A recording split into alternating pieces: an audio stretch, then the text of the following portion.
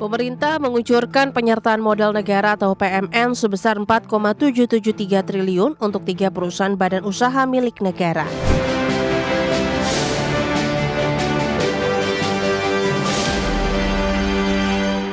Pemerintah mengucurkan penyertaan modal negara untuk 3 BUMN yakni PT Kereta Api Indonesia, PT Industri Kereta Api atau INKA, dan PT Pelayaran Nasional Indonesia atau PELNI dengan total mencapai 4,77 triliun rupiah.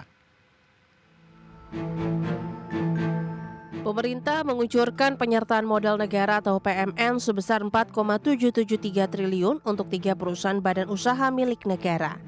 Ketiga BUMN tersebut adalah PT Kereta Api Indonesia atau KAI, PT Industri Kereta Api atau INKA, dan PT Pelayaran Nasional Indonesia atau PELNI. Menteri BUMN Erick Thohir menuturkan untuk KAI, besaran PMN yang dikucurkan adalah 1,8 triliun.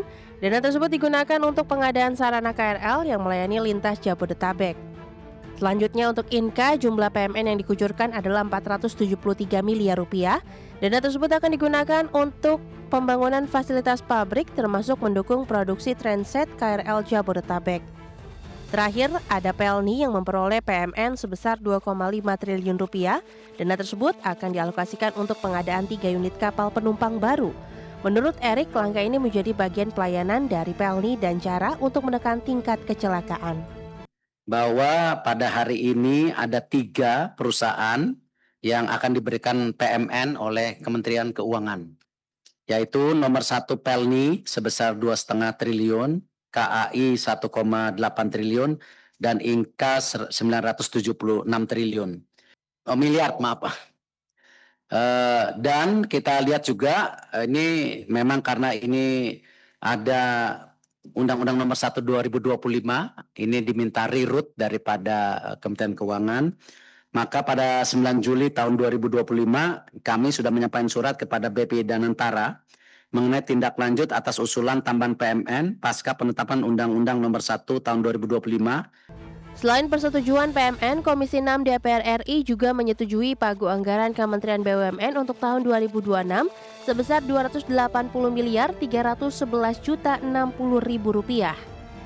Anggaran tersebut akan digunakan untuk program dukungan manajemen sebesar 197 miliar 825 juta 736 ribu dan program pengembangan dan pengawasan BUMN sebesar 82 miliar 485 juta 324 ribu. Tim Liputan, IDX Channel.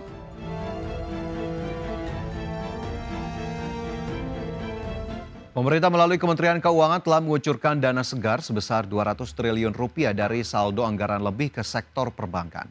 Langkah ini dilakukan untuk mendukung program pemerintah sekaligus mendorong pertumbuhan ekonomi nasional. Meski demikian, Direktur Pengembangan Big Data Indef Eko Listianto menilai penempatan dana segar tersebut tidak cukup untuk mendorong pertumbuhan ekonomi. Pasalnya masalah utama yang dihadapi dunia usaha saat ini bukan hanya soal akses kredit di bank. Ia mendorong adanya reformasi fiskal di sektor real.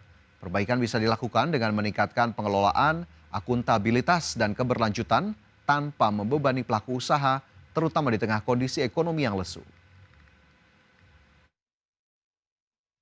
Perbankan kita itu ngelola dana udah lebih dari 8.000 triliun begitu ya. Jadi tidak sangat gede gitu ya untuk konteks kredit gitu ya, total kredit gitu. Tetapi kalau kemudian ya itu diikuti dengan perubahan ya reform di sektor realnya, entah itu bentuknya deregulasi, pemberantasan premanisme gitu ya, kredit murah, dan juga akses pasar yang lebih baik, itu saya rasa akan ada efeknya gitu. Tapi kalau tanpa itu hanya sebatas mindahin rekening ke rekening kayak gitu ya nggak akan. Menteri Keuangan Purbaya Yudi Sadewa menyebut suntikan dana segar sebesar 200 triliun rupiah melalui perbankan Himbara bisa digunakan untuk mendukung program 80.000 koperasi desa Kelurahan Merah Putih.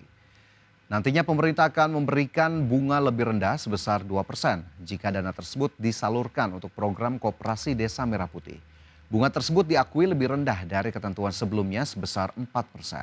Purbaya memastikan dana segar tersebut sudah masuk ke Bank Himbara dan sudah siap untuk menyalurkan dana tersebut untuk pembiayaan koperasi Desa Merah Putih. Purbaya menekankan Bank Himbara hanya menyalurkan pinjaman dari dana segar tersebut kepada unit Kopdes Merah Putih yang telah siap beroperasi dan mengajukan pinjaman. Uang itu bisa dipakai untuk Koperasi Merah Putih kalau sudah siap, dan kami ada instruksi ke perbankan kalau mereka pakai untuk Koperasi Merah Putih, otomatis bunga yang kami charge ke mereka lebih rendah, jadi ke 2% dari sebelumnya sekitar 4% ya. Jadi otomatis seperti itu. Jadi nggak ada lagi cost tambahan bagi Himbara ya. Jadi harusnya sih akan berjalan mulus. Cuma nanti kita gebrak-gebrak biar lebih cepat aja. Kita awali dengan informasi pertama, pemerintah menyiapkan 5 program penyerapan tenaga kerja sebagai insentif stimulus ekonomi. Salah satunya melalui program Koperasi Desa Merah Putih yang ditargetkan dapat menyerap 1 juta tenaga kerja hingga Desember 2025. Pemerintah menyiapkan 5 program penyerapan tenaga kerja sebagai insentif stimulus ekonomi. Dari program tersebut, pemerintah menyiapkan jutaan lapangan kerja lewat program strategis nasional, salah satunya melalui program Koperasi Desa Merah Putih. Menteri Koordinator Bidang Perekonomian Erlangga Hartarto menyebut, Koperasi Desa Merah Putih ditargetkan dapat menyerap 1 juta tenaga kerja hingga Desember 2025. Selain Koperasi Desa Merah Putih, program Kampung Nelayan Merah Putih juga menjadi prioritas dengan target pembangunan 100 desa nelayan pada tahun 2025. Melalui program ini, penyerapan tenaga kerja diharapkan terus meningkat seiring dengan peningkatan jumlah kampung nelayan. Presiden, yang pertama tentu Koperasi Desa Merah Putih, itu ada 80.000 karyawan baru, diperkirakan bisa menyerap 681.000 dan targetnya sampai 1 juta orang di bulan Desember. Kemudian Kampung Nelayan Merah Putih, tahun ini targetnya 100 desa, diharapkan bisa menyerap 8.645 tenaga kerja, jangka panjang 4.000 titik bisa menciptakan 200.000 lapangan kerja. Di sektor perkebunan, pemerintah akan mendorong program perkebunan rakyat melalui penanaman kembali 870.000 hektar lahan. Program ini diharapkan bisa membuka lapangan kerja lebih dari 1,6 juta dengan komoditas prioritas antara lain tebu, kakao, kelapa, kopi, mete, dan pala. Dari Jakarta, Tim Liputan, IDX Channel. Kembali bersama kami dalam IDX First Session Closing, pemirsa PT Indofood CBP Sukses Makmur Tbk menegaskan bahwa seluruh produk mie instan yang diproduksi di Indonesia telah sesuai dengan standar keamanan pangan Badan Pengawas Obat dan Makanan Republik Indonesia atau BPOM. Klarifikasi ini disampaikan setelah otoritas pangan Taiwan melarang salah satu varian mie instan yang disebut mengandung etilen oksida. Indofood menyampaikan bahwa seluruh produk mie instan diproses dengan standar tinggi dan memenuhi Kodeks Standar for Instant Noodle.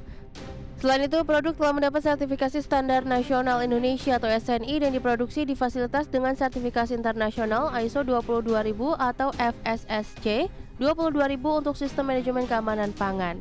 Dengan begitu, perseroan memastikan semua prosedur pengolahan mengikuti ketentuan keamanan pangan yang berlaku.